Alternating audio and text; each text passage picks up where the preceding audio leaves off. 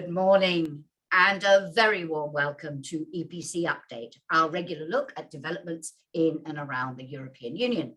My name is Jacki Davis. I'm a senior advisor to the European Policy Centre, and with me this week, as always, Fabian Emmanouilidis, Director of Studies at the EPC, and CEO Fabian Zuleeg. Good morning, gentlemen. And our special guests later on will be Sophie Pornschlegel, who is Senior Policy Analyst and Connecting Europe Project Leader at the EPC. She's going to talk to us about the outcome of the German elections and what it means for the rest of us.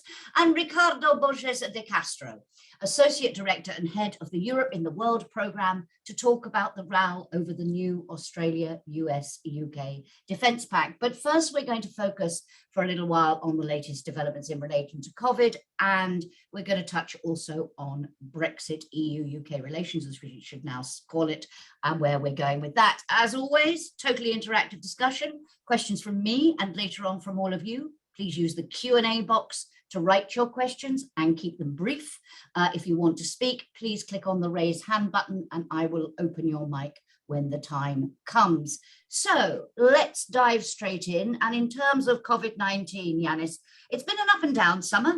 We've had the signs, what look like the signs of another wave, then it appears to be receding. Where are we now? I think, well, if you compare it to, let's say, where we were 1 year ago, we're in a much better situation. However, we are not out of the woods by no means. However, we have the vaccine, we have much lower casualty rates, lower hospitalization rates, more effective medication.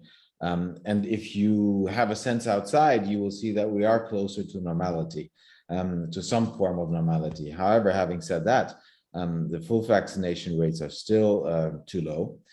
For Delta, we need around 90% in order to reach herd immunity. We're far away from that. There are major differences between, but also within EU member states. If you look, for example, at the EU27, Portugal, Malta, Spain are the front runners with around 80 or more % of fully vaccinated. But then there are other countries like Romania, Croatia, Slovakia, but also others who are either below 30 or around 40% when it comes to fully vaccinated. So these rates are still very low. We have many cases, unfortunately, of people who are fully vaccinated who are still getting COVID-19. Now, low hospitalization rate again there, but we have a lot of the younger population which is now being affected, which leads to the problem that you have long COVID-19 effects. So this strategy of saying, let's get herd immunity by people getting infected with the virus, I don't think is the smartest of strategies.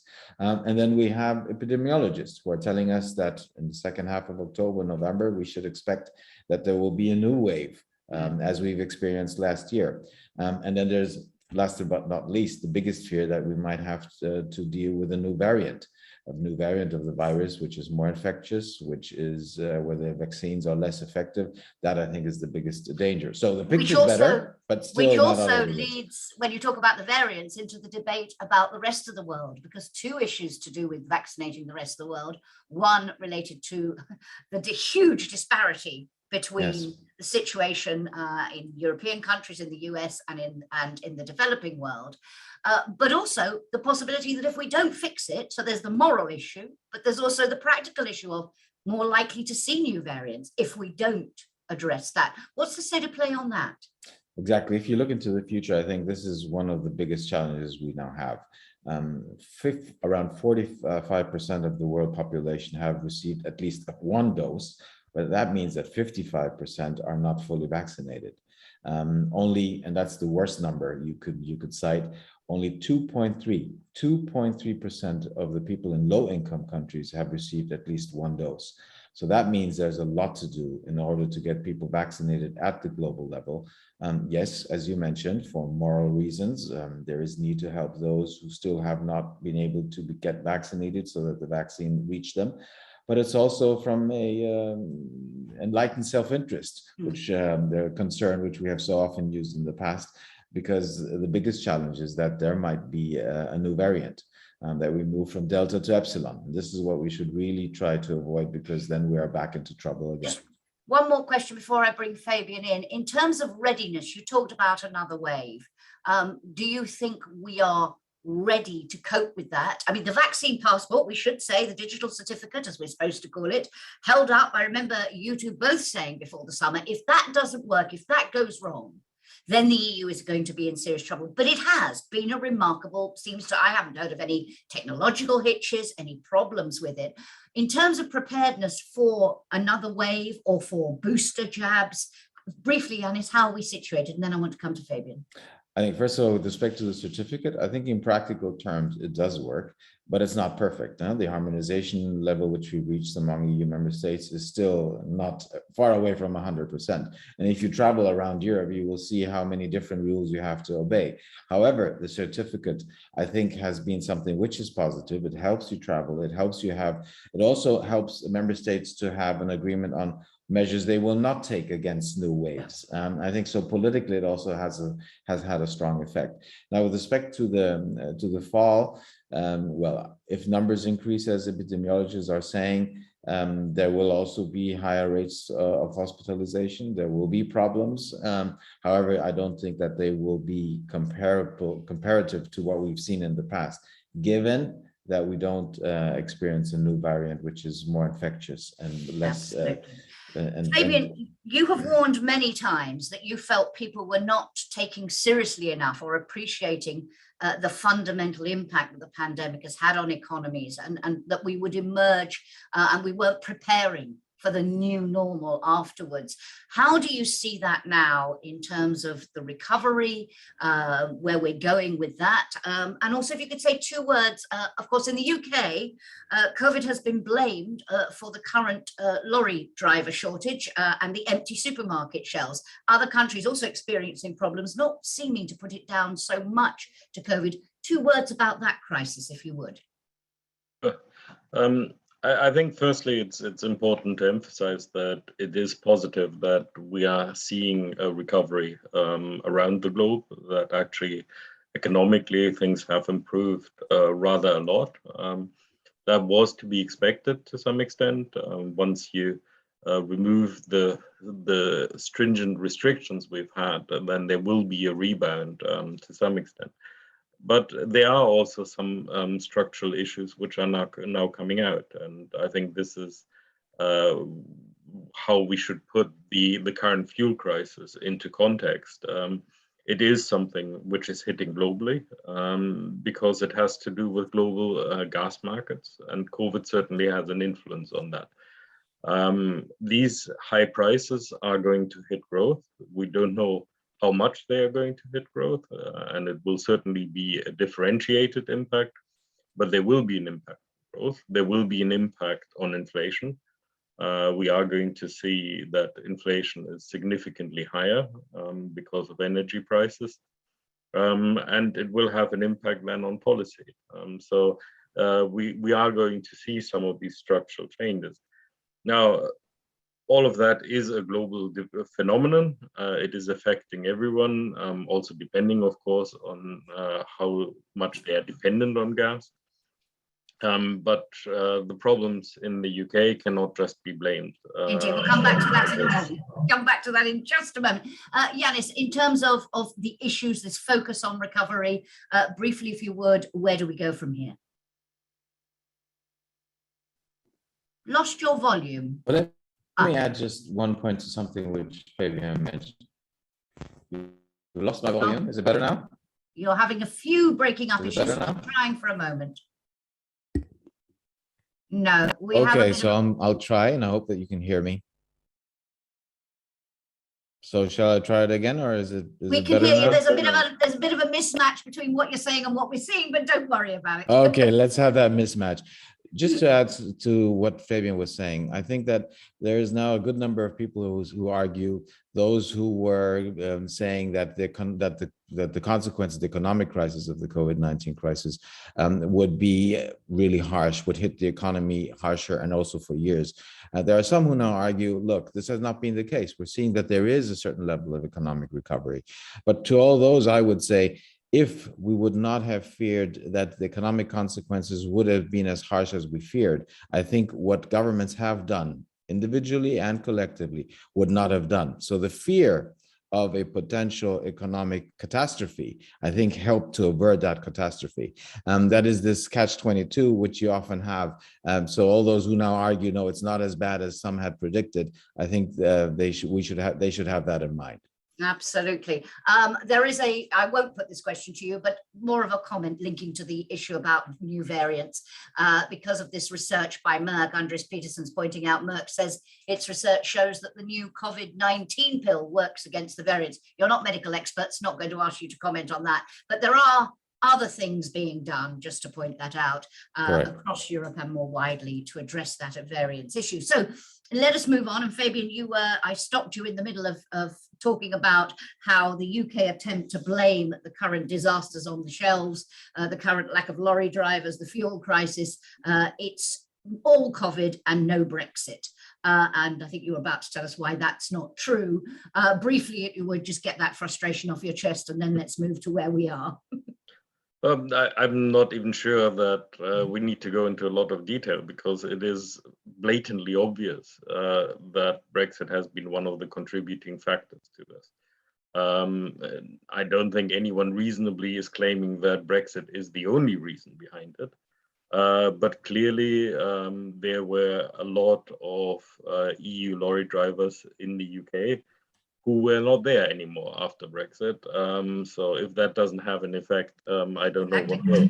And the SDP Chancellor candidate, Olaf Scholz, who hasn't said much yet about Brexit, but he has commented, basically, you brought this on yourself. But more seriously, over the last few weeks, Fabian, we have seen a lot of ratcheting up by the UK. They seemingly deliberately trying to provoke the EU over the protocol, seeming to give themselves, looking for an excuse to trigger Article 16. There's also been a row with the French over fishing licenses for small boats, the policing of the channel where the French are supposed to be helping to try and reduce migrant crossings.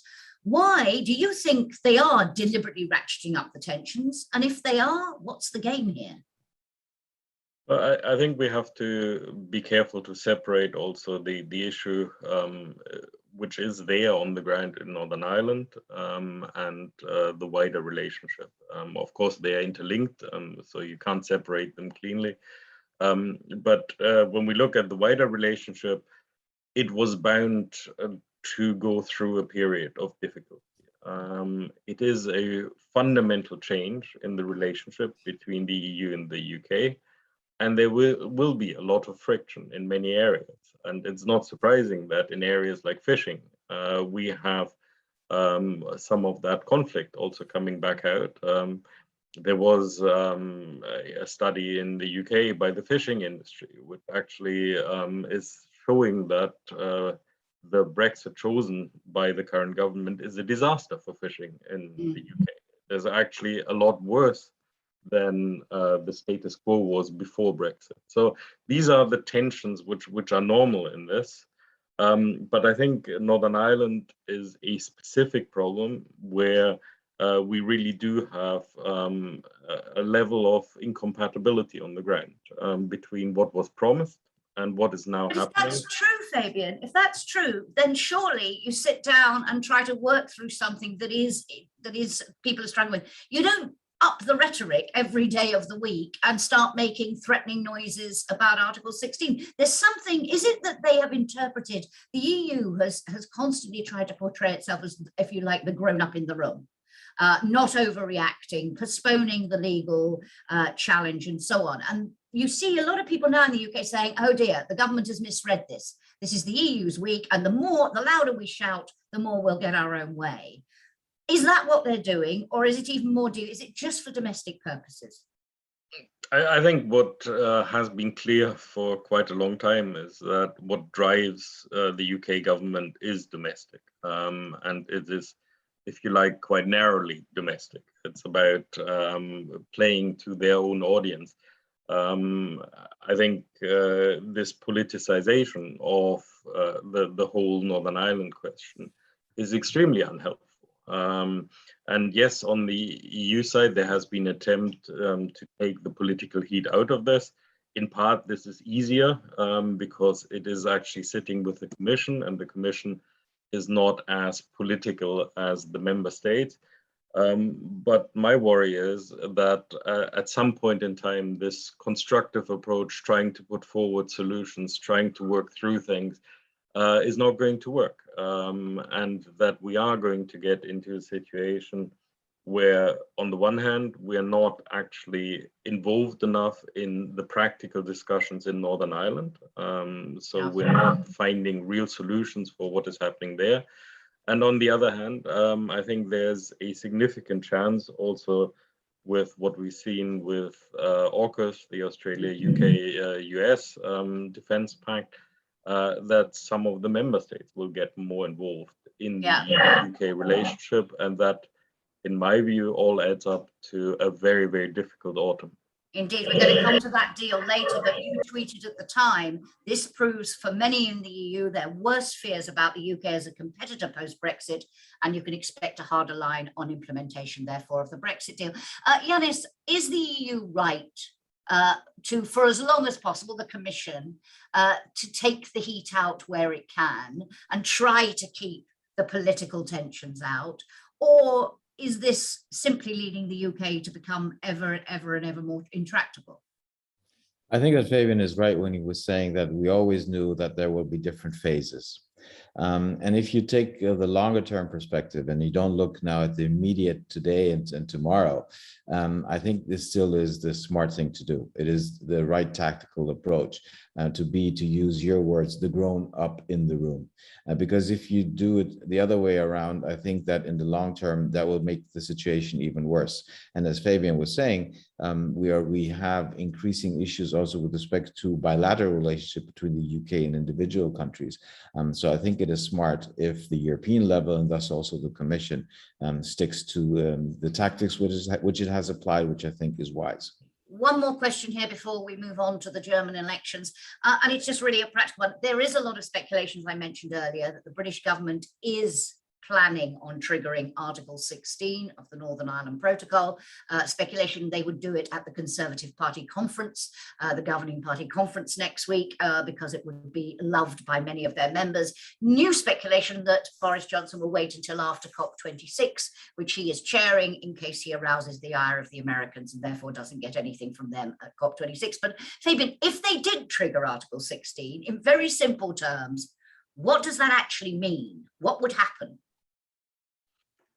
To some extent, we don't know, because this is all untested, and it depends also on how strong the reaction is going to be on the EU side. But in principle, it puts the whole settlement which was found in question. So we might be in a position where parts of the Trade and Cooperation Agreement are suspended, or where even the whole thing breaks down.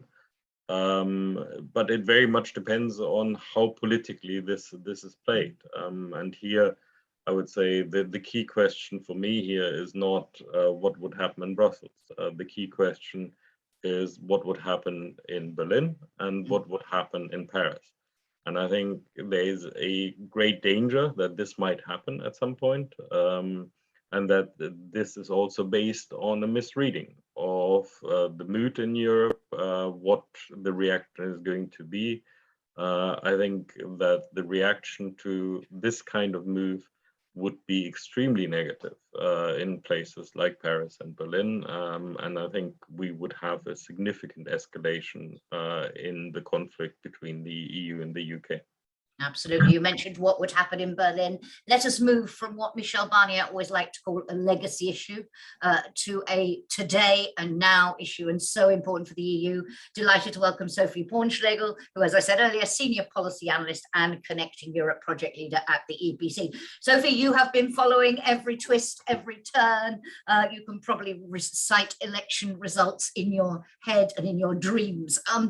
Where are we now after almost a week of maneuvering? And I know the German political system, the formation of coalitions, takes a long time, is very complicated. And this result, in one sense, clear. It was a very bad day for the CDU-CSU. It was a good day for the SDP. But where are we now in terms of what that might mean? Yes, so it's almost been a week, and I think a lot has happened in that week. What we could see is a first move that was quite interesting, and it's that the Liberals and the Greens decided to first hold talks. So the two smaller parties decided to first get together, leaving out the bigger parties, the Conservatives and the Social Democrats in the first place, realizing that they're the kingmakers in a sense because they will be able to choose who they want to do a coalition with. I think what was also interesting to see is the Conservatives that first didn't really want to say that they failed in those elections, that they lost out. I mean, it's the first time they're under 30%, so it's quite something, it's quite a loss. And during the week, I think you heard more and more CDU politicians explaining that they lost and that therefore they don't necessarily have the right to govern. And so that's a contradiction between what they're saying and what Armin Laschet is saying, because he is holding talks with potential coalition partners. He's behaving as if he has a right, if he can form a coalition, to do so. But even senior members of his own party saying, no, we didn't get the mandate. So yes. How do you, is this his last, does he have no choice because he's politically finished once this is over? Is that what's going on? Well, I think that his reaction to say that they have a mandate to govern was probably the wrong one, knowing the result they got. So they got 24% and the Social Democrats got 26%, and they lost out 8 points compared to 2000, I think even more compared to 2017. So I think that was maybe not the best reaction, but you see that there's a lot of contestation within his party. So I don't think that you have really the unity within the Conservatives at the moment to hold talks. And I think you also had some senior politicians from the Conservatives saying that it's first the Social Democrats that should hold talks with the Greens and the Liberals. I think it's really interesting to see also what's happening between the Greens and the Liberals. You can see that there is really a wish to find consensus, for instance, on smaller issues like the speed limit in Germany, which is quite something because you don't want to have a speed limit on motorways. The Greens said that this shouldn't be, a veto or something that keeps them from getting to a coalition. I love the idea that a coalition could live or fall on the speed limit on motorways. But there is a big issue in a moment, Fabian. One last question to Sophie. There is a big issue, of course, between the Greens and the Liberals, which is climate. And people saying, no, they won't be able to form a coalition because on that they're too far apart. Do you see a way forward there? I think it's going to be difficult negotiations, but I feel that it's a question of trust and whether there is political will. And the traffic light coalition really is the only way. And I think they realize that they do have the responsibility. SPD, Liberals, and I wouldn't say it's so much about climate, Jacki, because I think it's more about the question and what the roadmap is. So how much market-based instruments you would have to reach climate neutrality and how much state and how much investment. And I think the question of fiscal policy and taxation might be the most controversial one between the two. Okay, thank you, Fabian. You wanted to come in. Yeah, I just wanted to make a broader comment because I think it's interesting. Yes, of course, it's very exciting at the moment to see all that back and forth and to have the speculation. I think Sophie's right. In the end, it's the traffic light coalition because everything else doesn't make sense. But there's a certain inertia now in Laschet's positions and the CDU's position, and that will need to be overcome. But I think at another level, it has to be said that this is rather boring. What we actually have is a very broad centrist consensus, which is broadly speaking pro-European, which is broadly speaking pro-climate change action. So we're not actually talking about something where we have a lot of variability in terms of the general direction in which we are going. Sorry to interrupt, Fabian, but don't we see 15%? Isn't that, as I understand it, a generational thing? Because if you look at young people, you are seeing quite a dramatic shift towards the smaller parties, away from the traditional parties. So the result may still be a broad centrist, but there is a trend, isn't there, Fabian, that is being replicated across Europe, in fact. Yeah, absolutely. I mean, what we've seen is the Europeanization of the German democracy, in the sense that the two big parties now have around 50% of the votes. They used to be at 70–80%. We have the biggest party just over a quarter of the vote. So all of this Yes, and I'm not saying that there are not dramatic changes which are happening in the German political system. Certainly, for the CDU-CSU, this is very dramatic. It's a complete change to this party, which has seen itself as the natural party of government for a long time. But I think also, if you take a step back and look at Germany from the outside, then you have to say that ultimately there's also a lot of stability. And Scholz, in many ways, is the continuity candidate. He's the person who was in government beforehand. So in a sense, he is the new Merkel, not quite the same. And in a way, that was how he tried to portray himself to the electorate, and it seemed to work. Janis, you wanted to come in, a comment to what you're hearing, and then in terms of what all this means for Europe. Let's not dwell too long. Yes, there will be a delay. We know this could hold up business. It could particularly have an impact on the conference on the future of Europe. But in the longer term, Sophie wrote a piece, and I want to come back to her in a moment, before the elections. And she said, you're not getting a lot of strategic direction from most of the parties. The ideas are rather vague. What does all this mean? Does it mean much for Europe? And then I'll come to you on that point, Sophie. Just another remark before I answer to your question. Sure. I think that when you witness what happened Sunday evening, Monday, Tuesday, the CDU was really struggling with the results and not being ready to accept what it means. I think they were not digesting the realities as they were showing themselves in front of the screens in Germany Sunday evening when the exit polls were coming out. And Laschet is, yes, he's fighting for his own political survivor, but there's a bigger thing here. And then since Tuesday, I think there's an increasing awareness of where we are, and that this is a totally no situation from the perspective of the CDU. The other point is, I don't think that the negotiations at the end of the day, they will be complex, they will be difficult, but I'm not sure that they will take as long as some have predicted at some point in time. It is a very smart move of the SPD and the Greens to get together and to discuss among them. This is new, that you have the two smaller partners in the potential coalitions getting together before they meet the bigger partner, whoever that is. And for all those who are interested in game theory, this is a very interesting case where they're trying to get the best out of having negotiations among themselves before they then have negotiations with the SPD and also some exploratory talks with the CDU. So this is an interesting case. However, even if they come up with the traffic light, even if will be a government, this will be a complex government. And I think the real test will come if you get into crisis and difficult situations. And if we get into crises at EU level?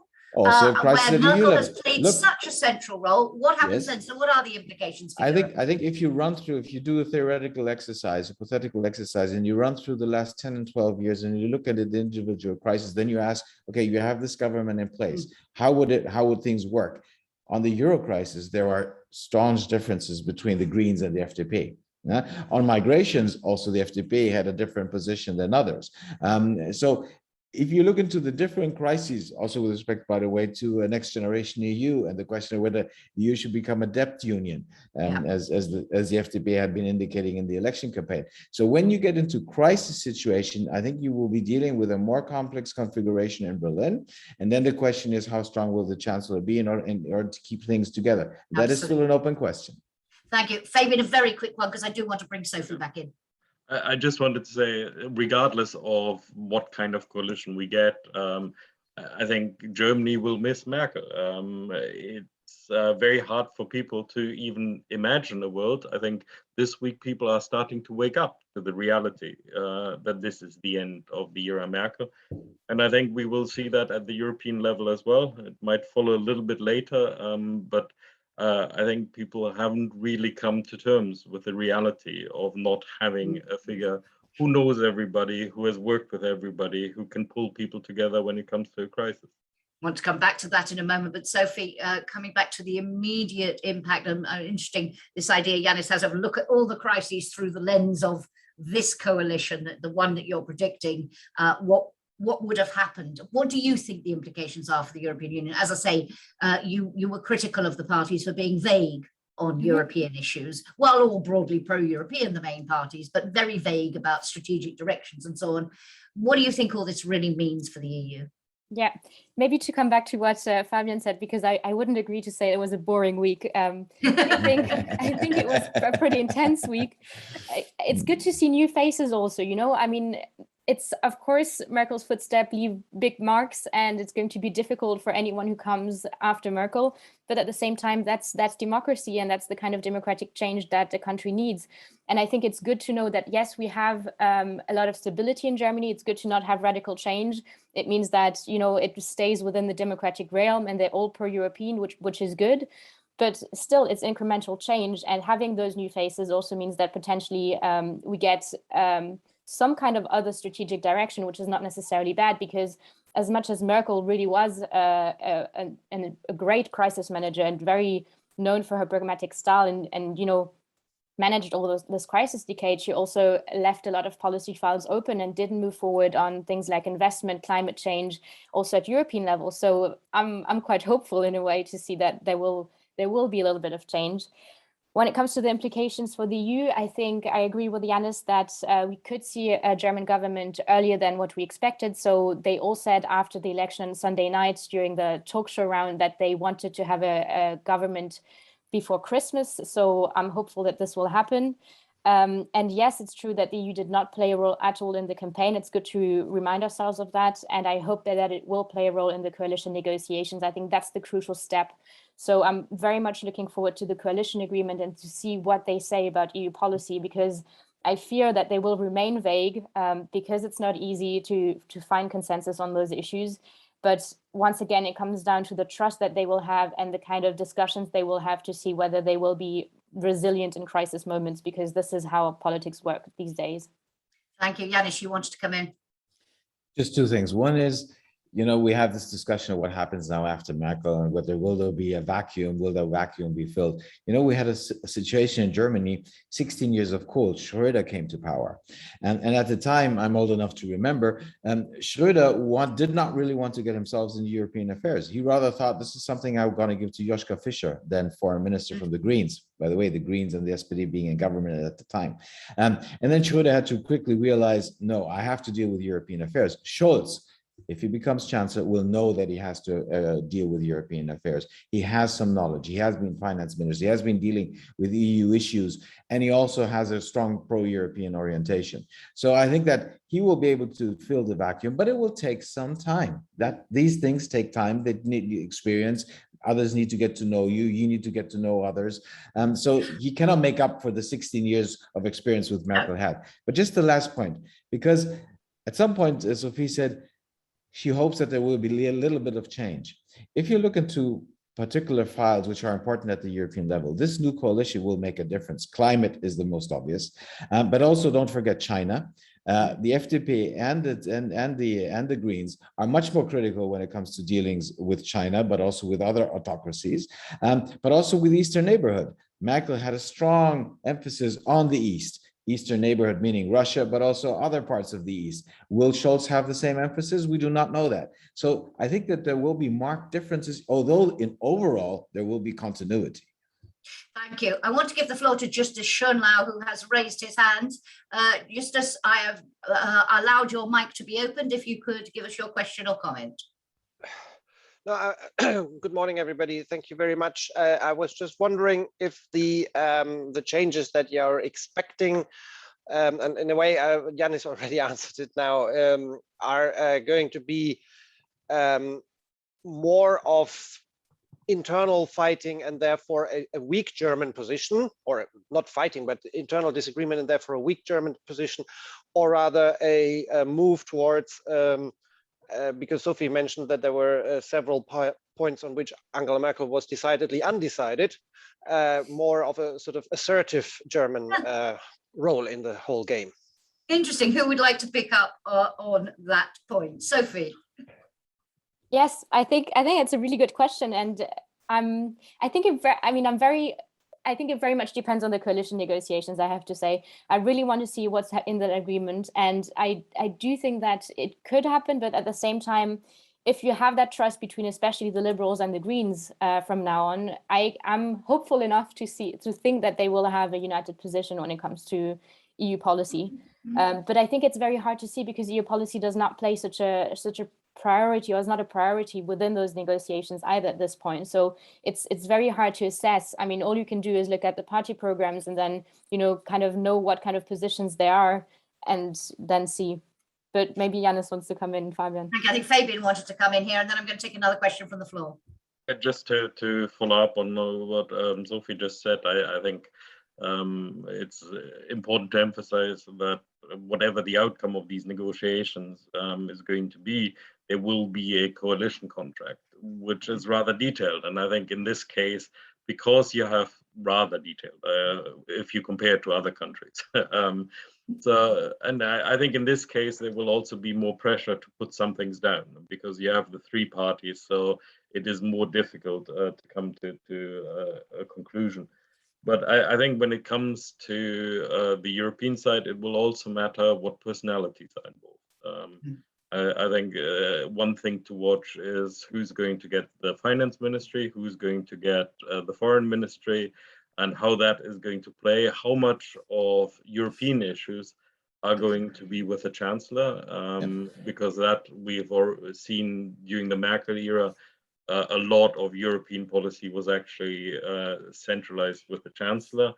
So these are open questions at the moment, and we don't know exactly where they're going. Comment from the audience from Devrat Shekawat, who says, whatever coalition comes, seems likely the FDP will get the finance ministry, picking up on your point. So despite the German way of doing things in the old bricks and mortars way, the push for digitalization is coming surely. I'm going to give the floor to John Palmer. John, I have unmuted you. John, can you hear me?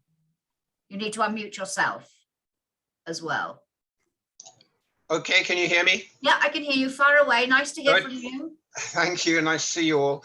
My question really is these collection of circumstances that are emerging, the German election obviously being one, the aftershock of the Biden decision on Afghanistan, the very serious potential situation generated by the Australasian British United States Security Pact.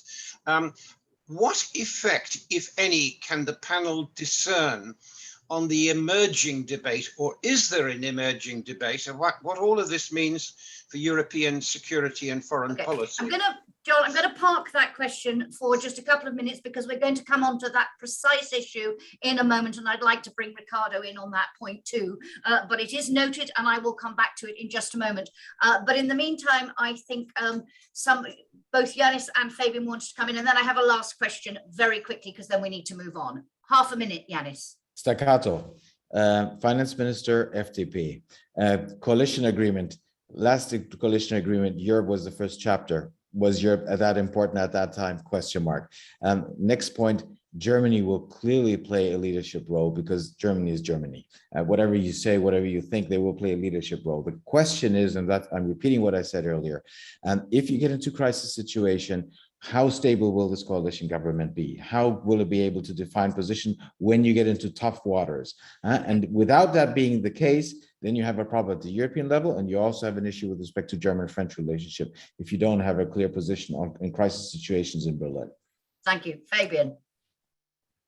No, you're happy. Sophie, I want to come back to you and just to say, just this is added to his verbal question, all very interesting, still from a European point of view, a much more comfortable position to be in than what may be looming in France next year. And Dimitri Gorpak is saying, it seems that the longer term outlook, next 24 months, will see a weaker Western EU, partly the uncertainty over the French elections with a potential reinforced populist front on the eastern part. He asked you what you think about the medium term for the EU. We don't have time today to go into that longer discussion, but it is something Dimitri will come back to, but a lot of uncertainty. Sophie, I want to be really mean now and put you on the spot.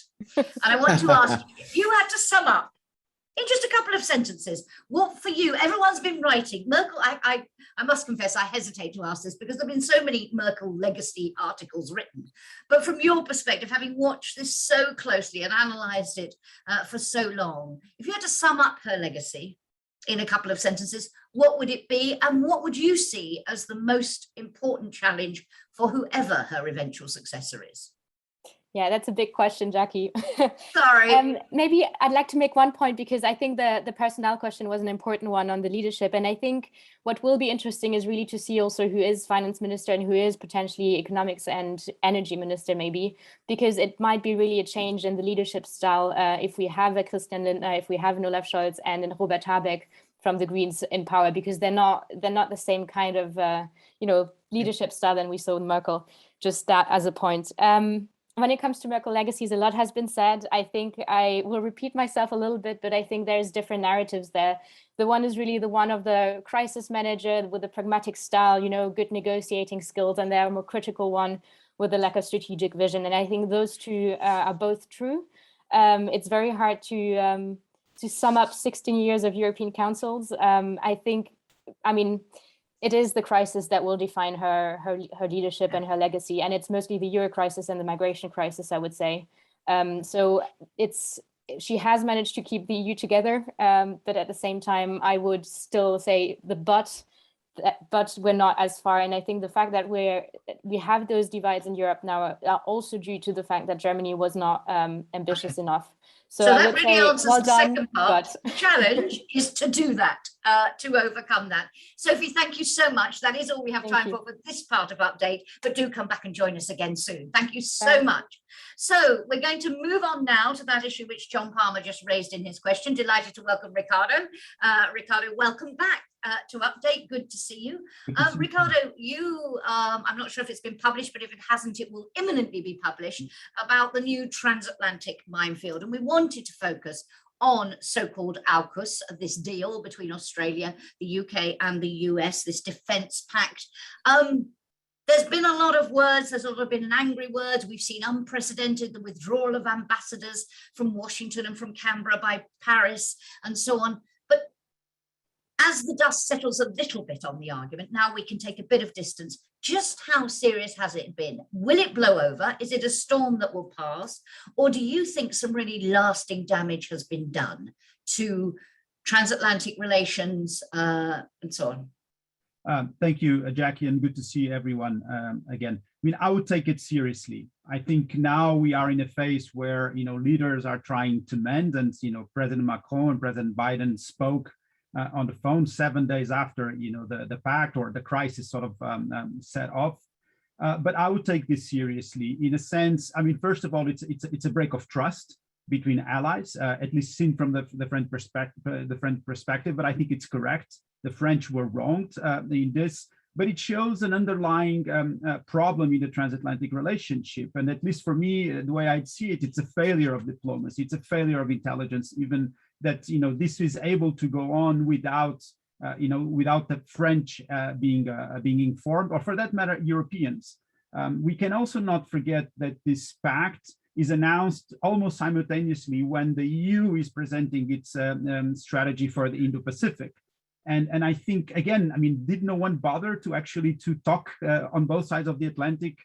Because, in the end, if you look at it, it would have been even stronger, both actually, both pacts, the pact and the strategy, if there had been any sort of coordination. Of course, what do you read into that? They just we're irrelevant as far as the US are concerned? I think that's a possible reading that you make, is that Europe is not only is irrelevant, but it's also unreliable in that part of the world for them, which I think in any way, it's a miscalculation from the part. If that is the case, that for me is a miscalculation. We cannot forget that France has about 2 million people or citizens in that part of the world, has about 7,000 military also in that part of the world, and can actually project power to that part of the world. So I think this, this sort of just overlooking France in this context, I think it's sort of, again, like I said, it's a miscalculation also because I think that it plays in the hands of China or others that would try to create division within the transatlantic relationship. So in a sense, I think, diplomatically, it shows that, things are not working well, at least at the highest geopolitical and geostrategic level. I think in terms of geopolitics, and if I may speak a little bit about this, I think this shows, not only, what happened, we didn't speak about it yet, but the fiasco in Afghanistan, and once things were, again, started calming down, you have the announcement of this pact. What this might show, is that there is a divergence between allies in terms of their strategic interests. In a sense that, I mean, geopolitics is about, how geographic factors have an influence in politics or international relations. And then if we look at our geographies, Europe at the moment is much more would be much more concerned about its immediate neighborhood to the east or to the south than the distance China threat.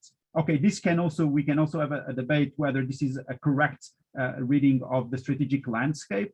But nevertheless, what it shows is that Americans and Europeans are looking into different directions. Yeah, absolutely. At least from the geopolitical point of view. I want to come back on the specific question John asked in a moment, but Fabian, you wanted to come in. Janis, a quick comment from you as well on just how serious this is. Fabian. I mean, I think what we see is very much a US administration which is focused on one issue, at least when it comes to external policies. And that issue is China.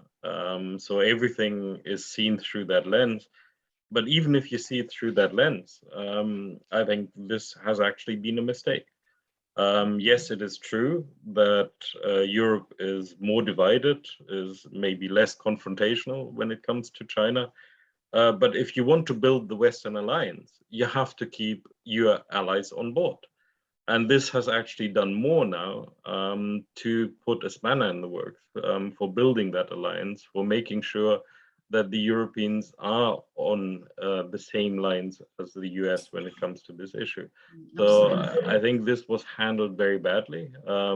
Even if you take the overall direction, it doesn't actually contribute to the strategic goals which it was supposed to achieve. Thank you. Janis. Just two comments. I think that Ricardo is right, and Fabian was underlining that this is a serious issue. This is not something you can simply disregard. And if we go back to the moment in which the Biden administration came into office, there were these high hopes that we would in 21 quickly come up with a positive agenda, realign Washington and the European capitals, the EU and the US, using that period in order to prepare for a better transatlantic relation so that we don't fall back to what we witnessed during the Trump period. Now, this reality shows that the picture is much more complex. And the question is, in which direction will the transatlantic relationship move? How will this affect, for example, the French electoral campaign? Will the EU-US transatlantic relationship be an issue in that campaign? So I think that it is something which is serious. Having said that, it could also be that this experience might be used in order to push developments in the transatlantic relationship. This is still a question mark. So it could in some ways also be helpful having come around. You mean they realized they made a mistake and they won't make it again? Yes, we made a mistake. We shouldn't do these kind of mistakes. There's another way we need to approach this. And yes, China is our main orientation, but there is also this European dimension which we have to take care of. Okay, just a last point. Yeah. I think what this is showing, and not only the AUKUS example, is that we're returning to some kind of old style diplomacy. It's like 19th century in some ways repeating itself. The AUKUS Pact, also same week or this week, the French-Greek defense deal, which is another thing which is a signal that we have an undermining trust in multilateral institutions. And that is something which is structurally really a problem. Thank you. Ricardo, just to pick up on the point about have they learned a lesson, do we read anything? We had, of course, this all happened on the eve of the EU-US Trade and Technology Council. The French suggested it should be cancelled, suspended. In the end, it did go ahead. Lots of smiles, but were they smiles with hiding gritted teeth behind? Or was there a real attempt to put things back on track through this? How do you read the outcome of that meeting? I think there is, and at least on those areas, there is an attempt, or the leaders are trying to get things back on track. But what you see from, the results of the meeting, I think there were things, both Americans and Europeans got something out of it. I think for us, it was important, the language that was used on artificial intelligence, the preoccupation that it's human-centered, that it would not be used to be manipulated. And I think for the Americans, there was the language on export controls, investment screening. I think there were things there that are relevant for both sides. But again, I think the problem here is that if you don't have at the top level a situation that is clear, that the channels of communication are there, we are potentially entering, all of these issues could be a minefield, because we know that the so-called, that we speak normally in our jargon, the irritants that are, that's basically are part of this relationship that is a very strong relationship nevertheless, but they are there, from trade to tax to all of these issues. And so I think if we don't, at least at the most, at the highest level, if there is not clarity on the strategic direction, if leaders are not talking, the French ambassador is back to Washington. He goes and he's been in the White House speaking with Jake Sullivan. You also don't understand exactly who's making foreign policy in the US. Is it the State Department or is it done directly in the White House? So I think all of these issues also we need to in a sense, I think there's also need to be a bigger effort and political investments for us to understand also the complexity, because Americans always say that the European system is complex. It's very true, but the American system is also complex. There's also many moving parts, and I think we need to invest more there precisely to avoid some of these things that would be completely unavoidable. Okay, coming back to John's question, some of the specific potential consequences. Yep. He was talking about the European Security Union, and I'm wondering there, just if I might, by a side and a quick one, Ricardo, we saw a lot of certainly lip service. The Germans were remarkably quiet. You could say that was because of the elections. Ursula von der Leyen did come out with this is an unacceptable way to treat a member state, but genuine solidarity, did we see a lot of it? Just very quickly, and then I'd like to come on to the implications of all of this for the Security Union and for NATO. But how much real solidarity with the French was there, or is everyone else going, oh God, please don't blow this up into more than it is? I think there was both. I think there was solidarity. You mentioned von der Leyen. I think President Michel went even farther, talking about lack of loyalty when he refers to the US. So I think, there were strong words, but I think there was also the other side that probably was better exemplified by Mr. Borges, saying, let's not over dramatize this. Let's try not, because as you saw, several issues were immediately contaminated by this, the trade pact with Australia, the Trade and Tech Council. So I think there was also a need to do a little bit of damage control. Okay. I think, yeah, sorry. And in terms of, in fact, that question I was asking about solidarity links to then what happens with the Defence Union, Security Union, because Devrat Shekawat says, can the recent fiasco, as he calls it, pave the way for more European solidarity, not as anti-US, but more towards the Indo-Pacific region, keeping in mind that Europe is still divided when it comes to China. So is this now a moment, Ricardo, do you think, when Europe says, right, we really do need to focus on developing our security union, on developing the defense union? We'll come to NATO in a moment. Is this going to be a catalyst for real progress on an issue that's talked about a lot, but really never seems to advance all that much? And same question to Janis and Fabian. I would say yes, but it depends how the French play this card. The French now, you could say that they have more arguments to push for this, and Europeans have more, or those that are favorable to this have more arguments to push for this, but it also depends on how they will do it. If they will try to come and shove it through, all member states, and we need to do this and exert our strategic autonomy, however you want to call the process, I think it will backfire. I think there is now, as you know, there's the strategic compass process going on, which, the first draft will be shortly presented, I think, in the next couple of months. And it's supposed to be approved during the French presidency. So the French, have the rotating presidency at the beginning of the year. So it depends on how they will play this. The strategic compass basically wants to identify ways, ends, ways and means to build sort of this common strategic culture in defense, security and defense. There will be this European Defense Summit also that President von der Leyen announced in a State of the Union speech. So I think it depends on how these things, in the same way that, let me put it this way, the same way that transatlantic diplomacy failed, intra-EU diplomacy cannot fail on this. The French will need to invest a lot of, and I hear that in the conversations among member states in the strategic compass have been constructive and positive. So let's hope that spirit can continue in this regard. So Fabian, a wake-up call for Europe that will actually translate into action, or do you think it will subside as it has in the past? I think I would divide my answer between drivers, barriers, and politics. I think clearly in terms of drivers, yes, it is a strong driver to do more. And I think there's a realization that whatever we call it, whether you call it strategic autonomy, tech sovereignty, but that there is a need to do something. So the drivers, yes. The barriers, I think, particularly when we get to defense and security, we know are immensely high. Member states are very unwilling to do something substantive. So we will see how the drivers interact with the barriers, and that's where politics also comes in. And there, the big question is going to be what comes out of the German coalition negotiations, and then what comes out of the French presidential election. And is there then a political consensus to try to do something more at the European level? I think there's a potential there, but it is far from certain that it will lead to something. Yeah, Janis, will the driver, as Fabian put it, be strong enough to overcome the barriers, do you think? I think here I will be the pessimist in the group.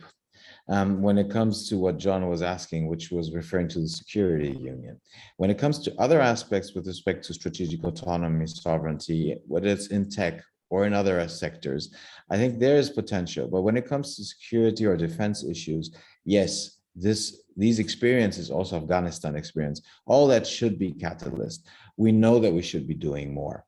However, at the end of the day, we see a lot of nice words in Sunday speeches, announcements. We need to do this, we need to do that, but the reality always lags behind. And this is a long story, it's not a new story. So pressure is strong, pressure is increasing, but at the same time, we still see national reflexes. And then we come up with ideas of how to deal with the fact that we'd had national reflexes in the aftermath. We create new agreements, we find nice new ways of putting things. We create, I remember back rapid reaction forces, battle groups, all these things we have been discussing in the past. So now new ideas come up, but when the moment in time comes where you actually need to showcase as to whether you're able to cooperate when it comes, especially to security issues, we see the old problems coming up all the time. So I must say that unfortunately, I am rather pessimistic, and I hope I will be proven wrong. And one last question, Ricardo, if I might, we're nearly out of time, but about NATO, because particularly Afghanistan, not so much this deal, but Afghanistan, there were people saying this is the beginning of the end of NATO. With the lack of consultation, with the way it was done, that seemed over dramatic. But how serious do you think the threat is to NATO from what has happened, particularly over the summer in Afghanistan? Can the damage there be repaired? I think I would say, I think yes, because in the end, the geography, the geopolitics has not changed, right? The reality is that on the ground, like we normally say, this has not changed. So, okay, we can all have this, outburst and say it's irrelevant. And we have this discussion about NATO also for very long. I think there's an element that we have not yet mentioned. In the communique that President Biden and President Macron made, there's a sentence which is there it has been seen by most experts in the area as very important, which is the US recognizes the importance of a stronger and more capable European defense in complementary with NATO. So, this, in a sense, puts, at least from the president's point of view, from the US president, puts, for the first time, is saying that these efforts are necessary and that they believe that they are important for, transatlantic security. And so I think what then needs to happen is that if the Americans really believe in this, then they need also to take all the consequences from this, and then also help, as the Europeans are trying to drive this process, to go around in the East, in the Baltics, and say, we keep our guarantee, but you need to move on in also being more autonomous from us in areas where we are not interested to be. So division of labor, responsibilities, burden sharing. If the Americans really believe in this sentence, then they also need to exert their diplomacy, in their close partners here in Europe, and try to tell them this is not done against NATO, it's done in complementary with NATO. So I think the Americans here also have a very important role to play. Thank you very much, Ricardo. We are out of time. Lots that we could have gone on discussing for hours. But thank you very much to all three of you. Thank you also to Sophie for her great insights on the German election and what it means for us. Just to say before we go, that commentary that I mentioned by Ricardo, entitled EU Crash Course in Geopolitics, Navigating the Transatlantic Minefield, has been published this morning. So do take a look, please. And I'll be back with Fabian and Janis Janis on October the 22nd in the afternoon for our next EPC update stroke post-summit analysis, where we will discuss what has happened at the European Council that will finish that morning and what it means for all of us. But thank you very much for joining. Thank you for your comments and your questions, and have a very good weekend. Goodbye. Thank you. Goodbye. Bye-bye.